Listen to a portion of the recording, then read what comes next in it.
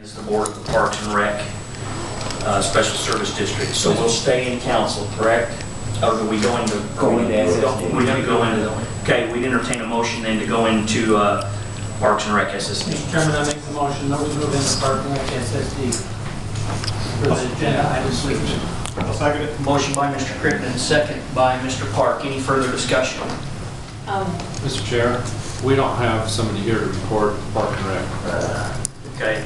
So can we separate them? Can Don separate them? Can we just keep doing what you're doing, and then we can figure, how do you see if Don can help us figure? Are you okay with that? Yep. Thank you. Just wanted to know. We have a motion by Mr. Crittenden and a second by Mr. Park. Any further discussion? For the record, we'll have the county record this portion of our meeting. We'll proceed to vote. Mr. Good? Yes. Yes. Yes. Yes. Okay, we're now in Parks and Rec. Okay, I think we'll start in reverse order with number 4. What's the progress with the MOU? Okay, so got the MOU from Dawn on Thursday, I believe. Went over that, signed, dated, and I sent it to Mike. So we're just waiting to hear from Dawn on when to train on the system. So Do we have to pass as a board a motion to accept the MOU? I think, I seem like we did that earlier this year. That was the other ones that we did. I think my understanding was they were just Don was going to be here at our next meeting, and we were going to have a representative from each district to be trained during that meeting, real time, if that's possible. Yeah. Assuming Lori can or not. Yeah, from what I've heard from Dawn, is we will do some training beforehand, but he will be at the meeting in November. That's the SSD meeting on the second Tuesday. Yeah, When he's coming. that's correct. And I think we already authorized the managers to enter into that MOU, if I'm not mistaken. I thought we did several months ago. We've got a copy of the MOU. I assume it's the same for all, and they just put the names, add in which group it is. Any other comments from the board on that item? If not, we'll move on. So 3, 2, and 1, or 1, 2, and 3 are all somewhat related. Item 3 is the Parks and Rec Advisory Board. I think we briefly had a discussion on this several months ago, but I really don't remember. I asked Tom to put this on the agenda. I think we should follow the model that we did for Parks and Rec. We're asking for an increase this year. That we did for fire, excuse me. We're asking for an increase this year. We need to do some strategic planning, some master planning for the district.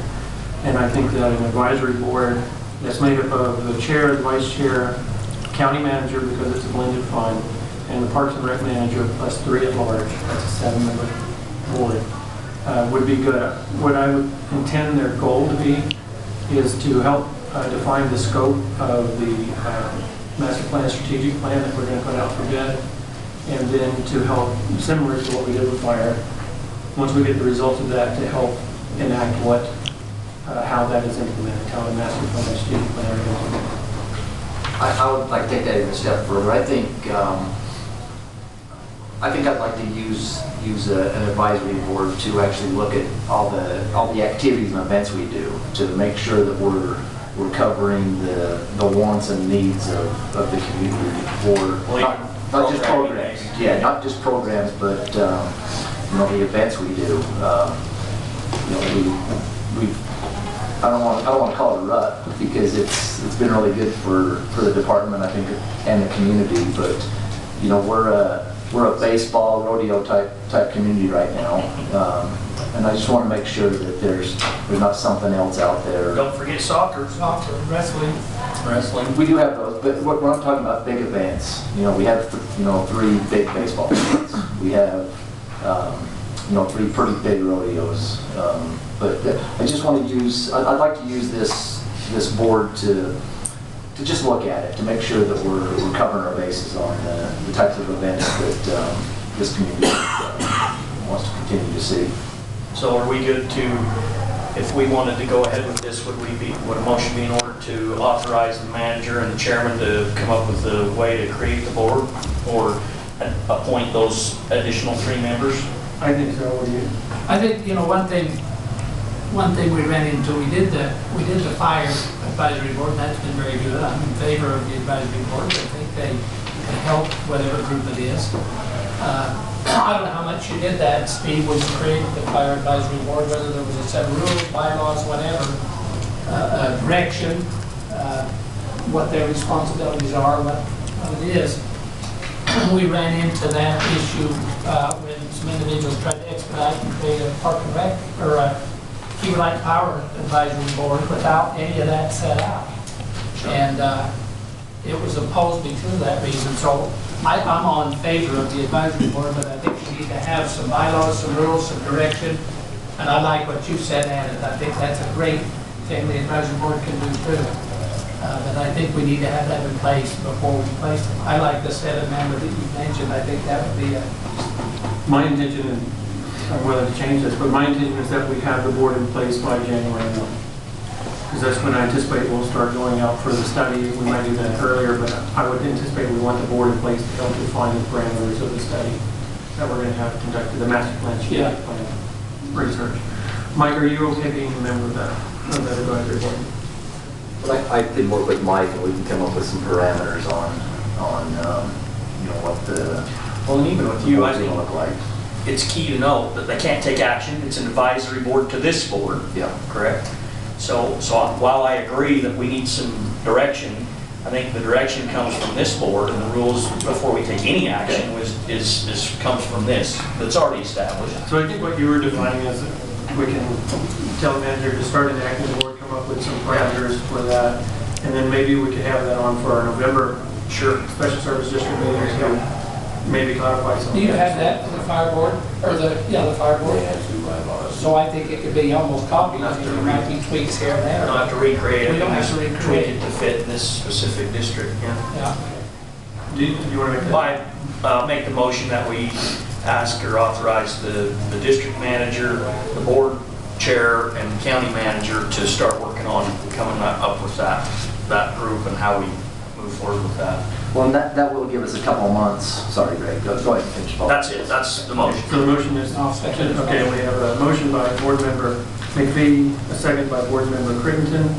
Any questions on the motion? I would like to just make sure that the board, the at-large members, we fill in a demographic that's not 3 rodeo guys, 3 baseball guys. We fit, we're gonna go pickleball and baseball. We Well, I think they come back and we all have to agree that that's who we want. That can be our baseball guy. And that was something I did talk to Tom about, is let's have a senior, let's have a soccer mom, and these are broad terms, and, you know, another person, that way we have. Absolutely. I want You to put some mentioned, variety in there. you mentioned Tom and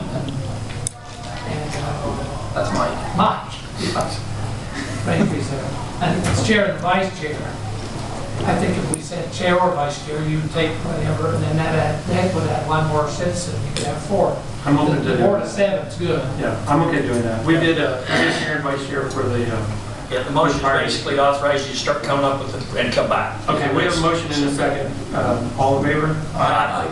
All right, that's unanimous. Well, one thing we could ask him to look at too is look at the feasibility of doing a governing board. Yeah, I think that's a good, Administrative control. Yes. I I think that can all be part Where of it's our, taxing into. yeah, and I think part of our master plan or strategic plan can incorporate that into it. I think we've talked about that with fire. I think that's not a bad approach. All right, so then, item number 2, this was, Spencer and I had a discussion with Tom about this, about increasing some of the fees so that the programs that are being used are not overly subsidized by the taxpayers, but the fees are covering more than what they have to cover, put it that way. Yes, so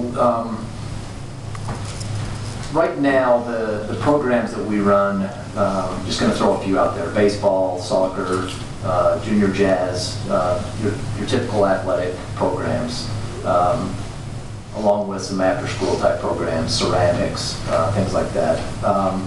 Those programs are covering costs when it comes to taking care of the program, meaning uniforms, referees, supplies, equipment, that type of stuff. Where Councilman Good is stating that with the subsidy, that's the staff that has to oversee those programs. The facility. The facilities, stuff like that. We look at those fees about every every 2 years. And 2 years ago, we did raise the fees a little bit. Now, we have to be mindful not to price people out of these things. And if we try to bump it up too drastically, it's going to affect, you know, the larger families. So what we're proposing right now is actually two things. One for programs and one for events. On the program side, I've asked Eric to look at each and every program and look to do a $1 to $2 increase on each program. That'll generate roughly $12,000 to $15,000. Where we can look to generate more funds would be our ticketed items, our events that we have, our big events, our Demolition Derby, our Mountain Valley Stampede, Circle Finals Rodeo, things like that. So what we're proposing today, and we obviously need to have some discussion on this, would be to take the Demolition Derby from $21 in the grandstand and $16 in the bleachers to $25 and $20. $25 in the bleachers and $20 in the grandstand. Or sorry, opposite. And then the rodeo right now, we're 15 in the blue seats, the grandstand, and we're 12 in the bleachers. And we'd like to bump those tickets up to 20 and 15, 20 in the bleachers and 15 in the 20 in the grandstand, 15 in the bleachers. Bleachers, grandstand. It's usually blue seats, metal seats. There we go. With that, the Derby alone will generate about what was that? $46,000. Yeah, 46 on the Derby and 32 on the rodeo. 22 on it. No, 32. Sorry, 32. If you sell the same amount of tickets. If we sell the same amount of tickets. What I did is I took about 4,500 tickets. Sorry, I took about 4,000 tickets per night for the rodeo. We have a capacity of 6,000, and then I took 4,500 tickets from the. So I've been conservative with those numbers. 4,500 tickets each night for the Derby to generate those numbers. So with that, I'd like to hear how you feel about those fee proposals. I think this may be obviously the first item that advisory board ought to look at and make a recommendation on. Yeah, that's not a bad idea. Although You got it. Well, You need it for your budget. yeah. One thing that I will say is that we're not just jumping into this blind. We're not just coming up with $1 or $2 for programs or the jump at the ticketed items. We've actually, we actually look at what other facilities, other departments, other entities around the state are doing, even in the western United States. And we feel, especially our ticketed events, the Derby, we feel the Derby's a pretty premium event. Biggest Derby west of the Mississippi. You guys have heard all this stuff before. Our rodeo is now at 10,000 added. So the quality of athlete we're getting to that is better. So we feel like it's also our county fair. It is, and we don't want to make it so folks can't afford to take their family to the rodeo or the Derby. And I think I have the same concerns about programs. A family that has 4 kids, to sign them up for soccer, they're almost $150 before they buy the uniform. So we do have those concerns also, but at the end of the day, the park district is taxed with funding those. Mr. Vice Chairman, do you have any thoughts on this, Spencer? No, I don't think it would be bad to raise them some. I guess I kind of like the idea of the advisory board looking at it. We have some time, don't we? No, we don't. Because even Budgets are next month. Even the fees. Well, so basically, what you're saying is this could affect item number 1 that we're going to discuss in a minute, correct? So yeah, time is. Okay. Ms. Taylor, you had a comment? I was just going to bring that.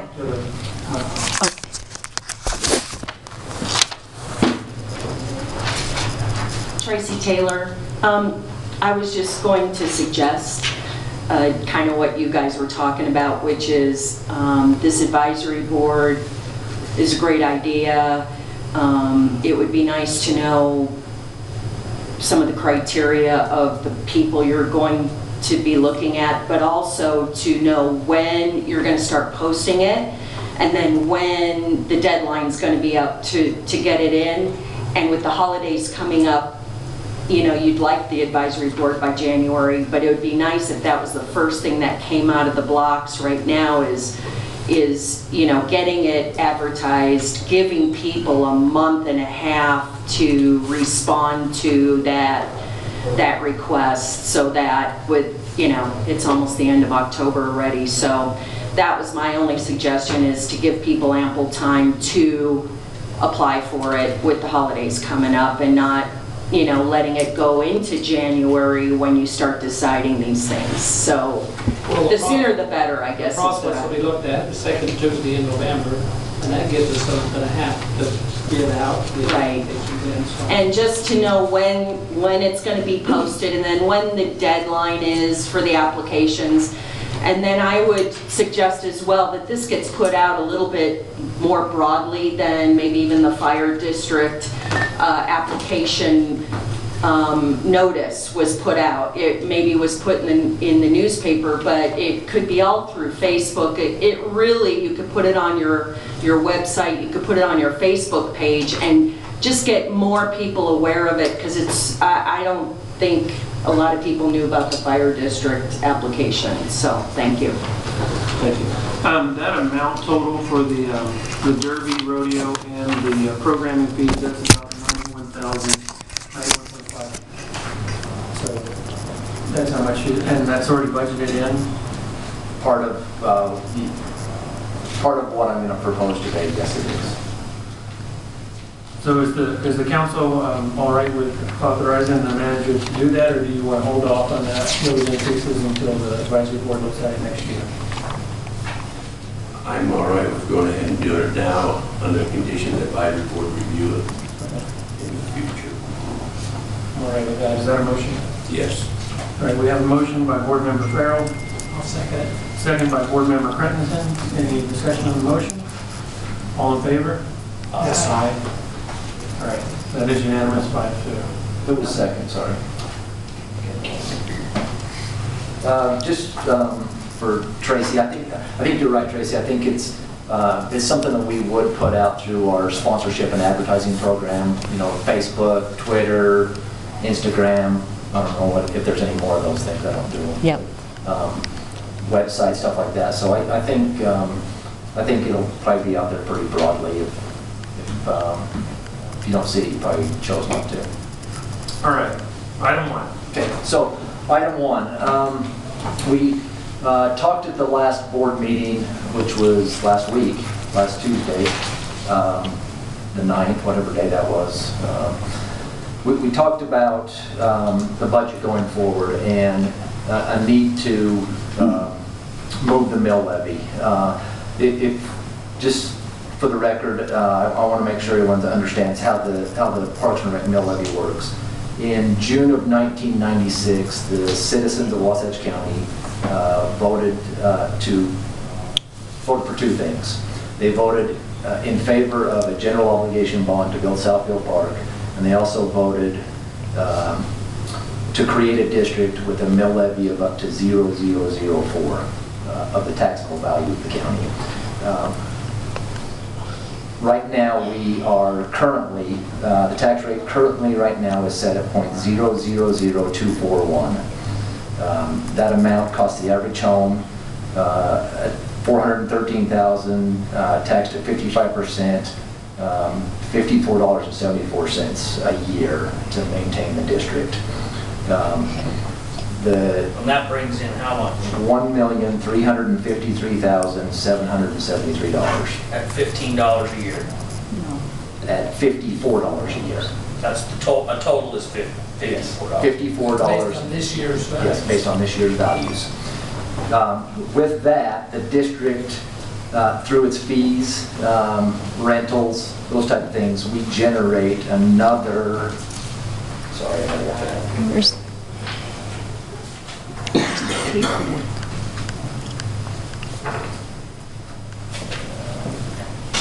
I don't have it exactly, 1,700,000, 1,800,000 is what it is.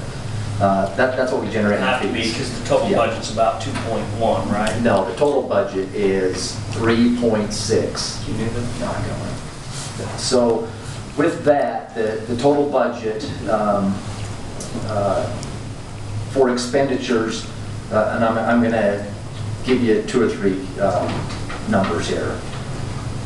With 3,679,000, this is at a mill levy rate of 0.0003. So I'm going up a little bit from the 241. 3 would generate $3,679,244. Now we have expenditures of $3,501,733. That's before we have payments that we have to make of $60,000 to the general fund from the demolition derby, a $50,000 bond payment to help pay off the bonds for the recreation center and the event center complexes. And then we have a $45,000 loan for the roof on the rec center back to the county. We also, with that, the total is $3,656,733. So right about where we need to be. What we have is in the last couple of years, bringing Betts Park on and some changes that have been made throughout the county, we have some more costs that have come up. Grounds maintenance for Betts Park, we're about $50,000 more to operate and maintain Betts Park. Our IT budget has gone up about $20,000 this year. We had the Cali cleanup property. That was about $30,000. Through billing through the county, to date this year, for services rendered from the Public Works Department, we've paid $32,000. Our transfer station bill has gone up from $14,000 a year to roughly $40,000 a year. So we have about 400. Oh, sorry, one more. With the addition of Betts Park and a couple other events that we do, we've had to add a couple of employees. So that with COLA, cost of living increases this year, that's about $175,000. So we have about $418, give or take, $1,000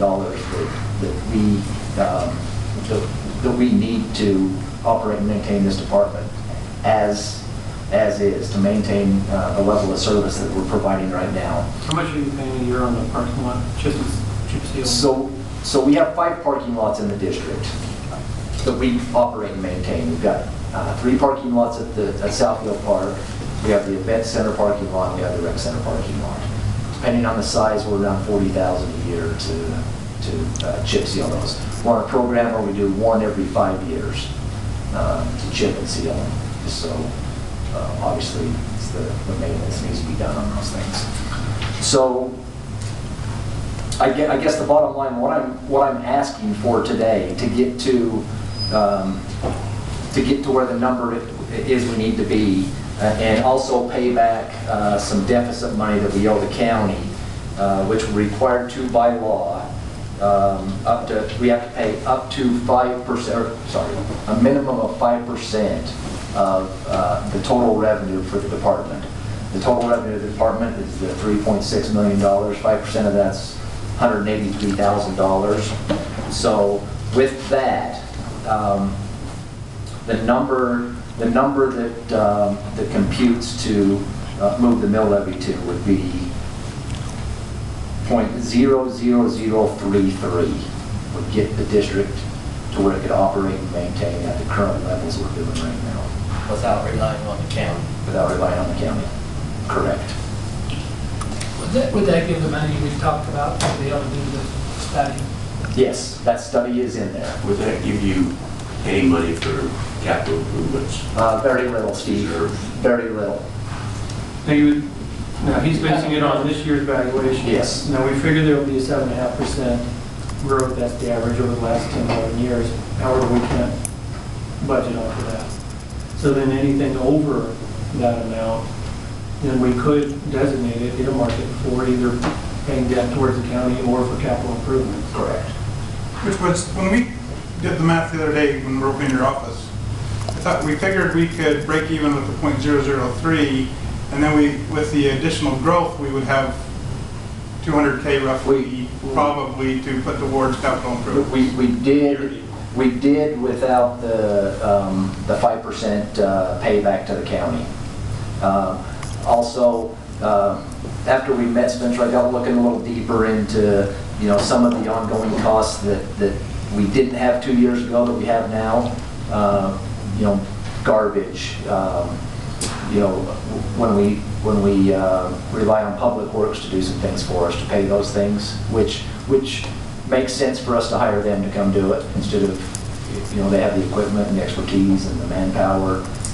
So at the end of the day, that being at 3 will not get us where we can operate and maintain this at the level of service we are at. What does that break down to on how much it'll raise? So, I know we looked at that with the other amounts. is that so I'll give you some figures here. So right now, like I said earlier, we are at .000241. That, Tom, see if we can get one on the order. is it out?